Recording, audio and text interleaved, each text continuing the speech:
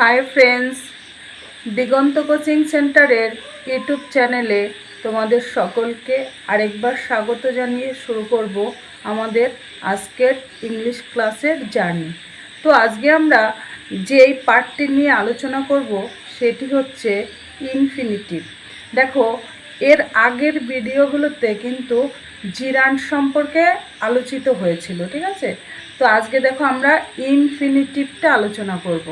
তো চলো দেখে নিচ্ছি ইনফিনিটিভ কি, ঠিক আছে?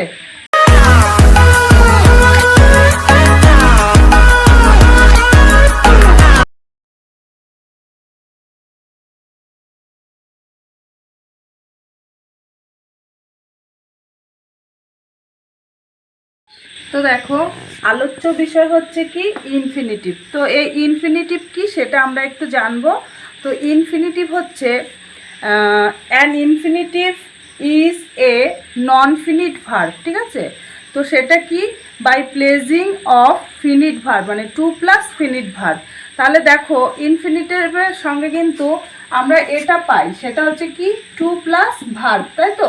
দেখো কি বললাম, an infinitive is a non finite verb, ঠিক আছে? কিন্তু সেই ভার্বটা কার আগে? নন ফিনিট ভার্ব, তো কিন্তু by replacing of to plus finite verb, ঠিক আছে? তাহলে কি বললাম, যে নন ফিনিটিভ হবে কিন্তু কীরকম টাইপের, সেটা হচ্ছে replacement of to plus verb, ঠিক আছে? মানে টু প্লাস ভার্ব বলতে এখানে কিন্তু ফিনিট ভার্বটা থাকবে। হ্যাঁ, এই যে ফিনিট ভার্বটা থাকবে। তো এবার দেখো বলেছে কি an infinitive is a non finite verb. তাহলে দেখো আগে আমরা নন ফিনিট ভার্বটা কি সেটা আমরা জানবো। দেখো নন ফিনিট, ঠিক আছে? নন ফিনিট তো বলেছে কি, দেখো কি বলেছে, অ্যান ইনফিনিট ইজ FINIT, ঠিক আছে? PIV, sorry. An infinitive is a non finite verb, ঠিক আছে? নন ফিনিট ভার্ব, ঠিক আছে? তো কি বললাম, an infinitive is a non finite verb form generally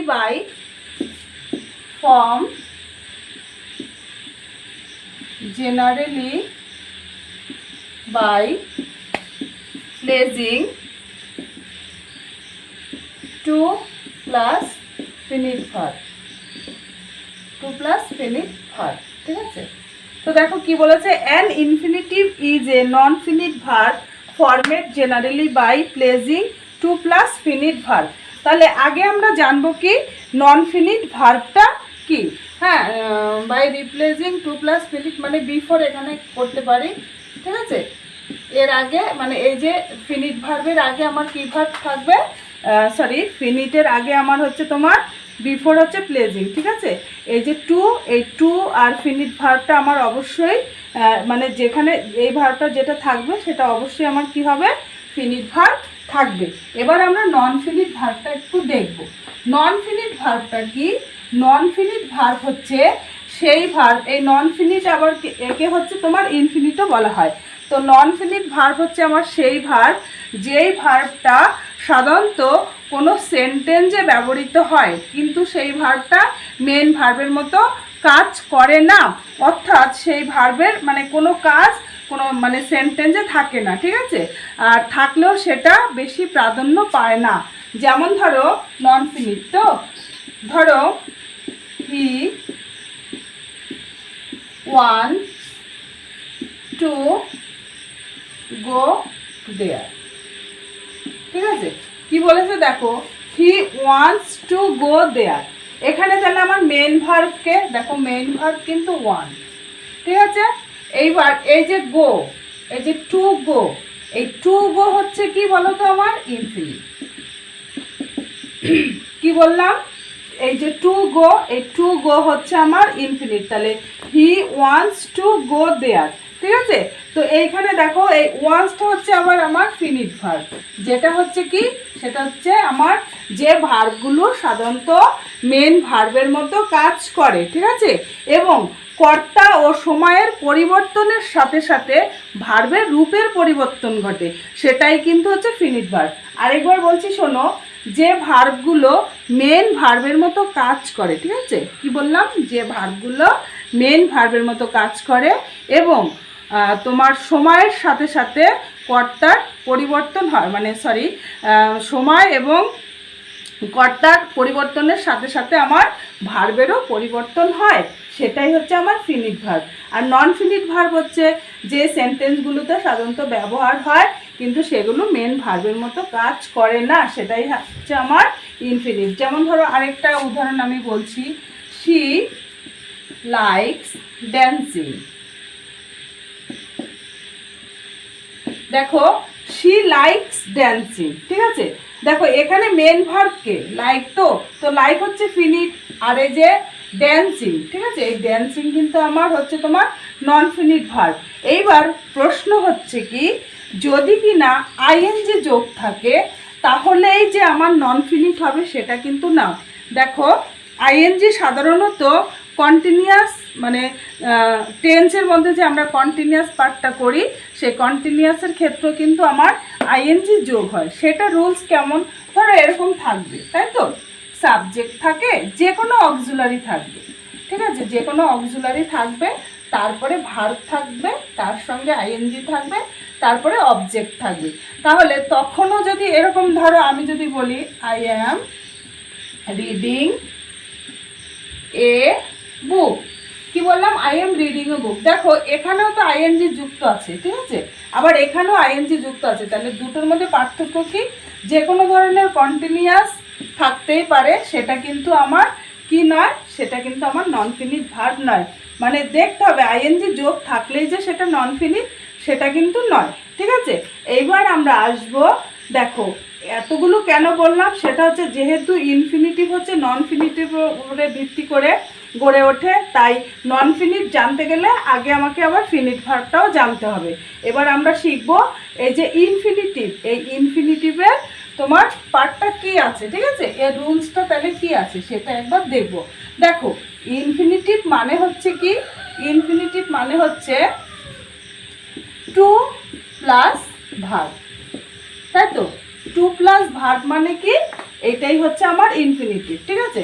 তো ইনফিনিটিভ যদি আমার টু প্লাস ভার্ব হয়, আবার এই ভার্বগুলো তো আছে, ঠিক আছে, এর রুলস তো ধরো টু প্লাস ভার্ব, আবার কিছু কিছু এক্সপ্রেশন সেটা কিন্তু আবার উইদাউট টু ছাড়া হয়, ঠিক আছে।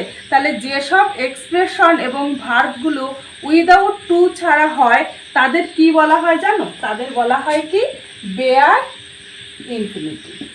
তাদের কি বলে, বেয়ার ইনফিনিটিভ, দেখেছো। তাহলে কি, যেসব ভার্বে সাধারণত টু প্লাস ভার্ব ব্যবহার করা হয় না উইদাউট টু, তাহলে বেয়ার ইনফিনিটিভ কোনগুলো, সেগুলো হচ্ছে উইদাউট টু, হ্যাঁ, বেয়ার ইনফিনিটিভ হচ্ছে উইদাউট টু, ঠিক আছে। তো আমরা সাধারণত এখন আমরা দেখব হচ্ছে ইনফিনিটিভের ক্লাসিফিকেশনটা, ঠিক আছে। তো দেখো এবার হচ্ছে আলোচনা করব ইনফিনিটিভের ভাগ নিয়ে, ঠিক আছে। তো দেখো ইনফিনিটিভ হচ্ছে তোমার দুই প্রকার, কত প্রকার বললাম, দুই প্রকার, হ্যাঁ, ইনফিনিটিভ হচ্ছে তোমার দুই প্রকার। একটা হচ্ছে কি, একটা হচ্ছে the noun infinitive, the noun infinitive, কি বললাম, দ্য নাউন ইনফিনিটিভ। দেখো এই নাউন ইনফিনিটিভের না একটি নাম আছে, ঠিক আছে, এই নাউন ইনফিনিটিভের একটি নাম হচ্ছে কি, ধরো সিম্পল ইনফিনিটিভ, হ্যাঁ, তাহলে এর দুটো নাম, একটা হচ্ছে নাউন ইনফিনিটিভ অথবা সিম্পল ইনফিনিটিভ, কিন্তু একই কথা। আর পরেরটা হচ্ছে কি, দ্য কোয়ালিফাইং ইনফিনিটিভ,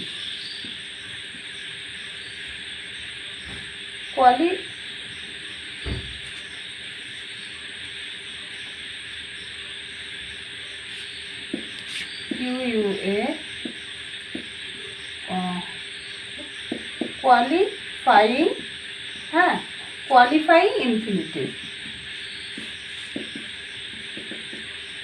ইনফিনিটিভ, ঠিক আছে। কি বললাম, কোয়ালিফাইং ইনফিনিটিভ, এখানেও দা করতে পারি, এই কোয়ালিফাইং ইনফিনিটিভের এবার আরেকটি নাম হচ্ছে, সেটা হচ্ছে কি জিরান্ডিয়াল, জিরান্ডিয়াল ইনফিনিটিভ। ঠিক আছে, তাহলে কি দুটো ইনফিনিটিভ, একটা হচ্ছে নাউন ইনফিনিটিভ, তার আরেক নাম হচ্ছে সিম্পল, আর আরেকটা হচ্ছে কোয়ালিফাইং ইনফিনিটিভ, যার আরেক নাম হচ্ছে তোমার জিরান্ডিয়াল ইনফিনিটিভ। ঠিক আছে, তো দেখো নাউন ইনফিনিটিভটা নিয়ে আজকে একটু আলোচনা করি। সেটা হচ্ছে কি নাউন ইনফিনিটিভ হচ্ছে তোমার, নাউন ইনফিনিটিভের ব্যবহারটা আলোচনা করব। তো প্রথম ব্যবহারটা হচ্ছে কি, প্রথম ব্যবহার হচ্ছে অ্যাজ এ সাবজেক্ট হিসেবে।